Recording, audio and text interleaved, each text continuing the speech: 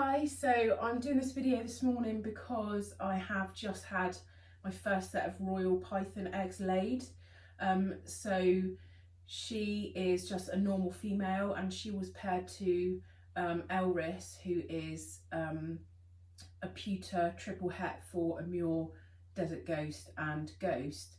I will be keeping the babies and holding them back purely because I want to know which ones have got which recessive genes in, so they'll all be 50% or possible hets for those 3 recessive genes, so I'll be keeping those back.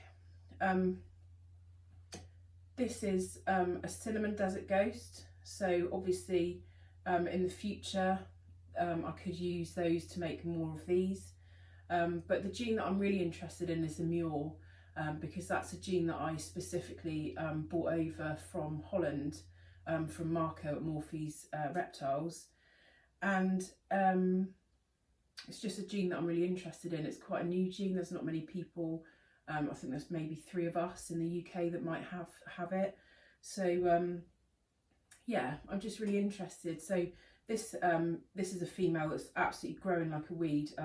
She's not long been here, again I brought her over from Europe, and yeah, so this girl is cinnamon desert ghost and she's 100% het, a mule, and she is just spectacular.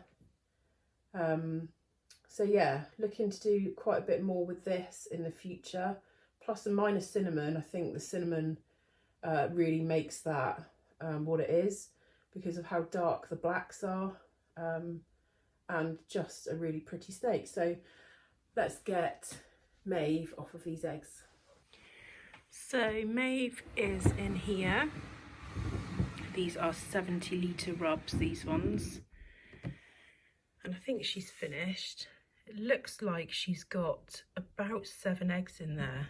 Obviously I've not taken her off yet to have a look, but I think there's about 7. So let's get the egg box out and we'll crack on with this. Right, so here is the egg box, and this has just got perlite and water in, so it's not too wet, because I think that's a mistake I made with the retic eggs. So it's not too wet, but absolutely not dusty. So here she is being a good mummy, and she may try to bite me, but we'll see. So let's just unhook her from them. She's been very good.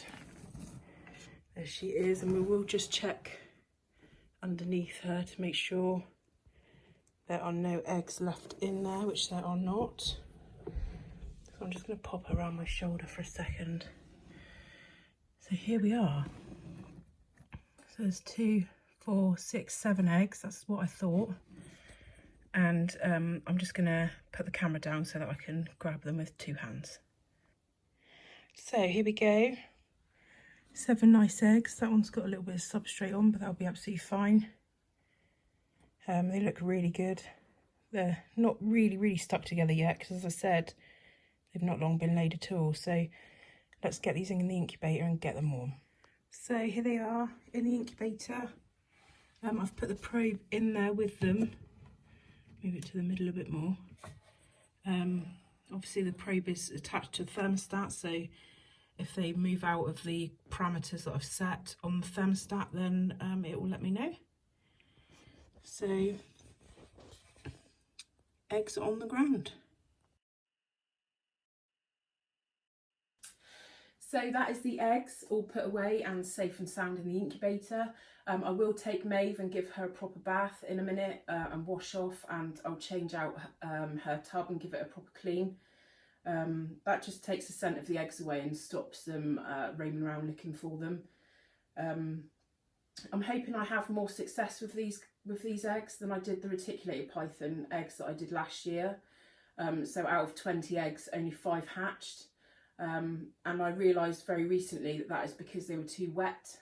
Scott Wilkinson did a really good video on setting up egg boxes, and he kind of said if they go green it's generally because they're too wet, which all of them did, 15 of them did. So of the 5 that hatched, I've kept 3. So Tiny is down here.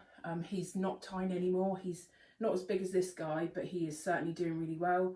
And he was really small because he didn't absorb any yolk, unfortunately, from his egg. But he's doing fantastically well now, doesn't miss a feed. He's doing exceptionally well. The other one that I kept is Ginger, and she's up here. And she's the baby that had hard belly. So she had a little operation to take that out. It's caused her no problems. She's healed fully, eating every time, and probably just about nearly as big as this guy.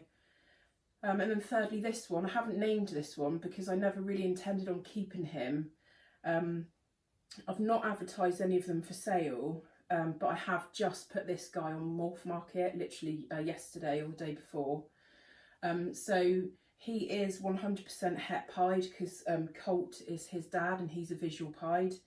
As you can see, temperament wise, doesn't get a lot better than this for a baby retic.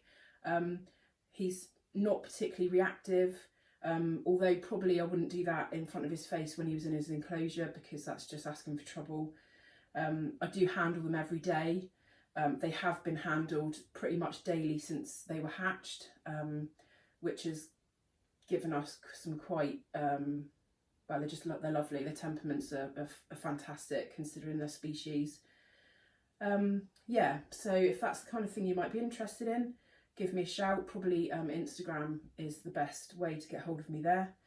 And that's it. I just wanted to do a quick video on the eggs really more than anything, because I wanted to kind of log it and be able to look back on it in the future. So that's what YouTube's going to do for me. So thanks for watching.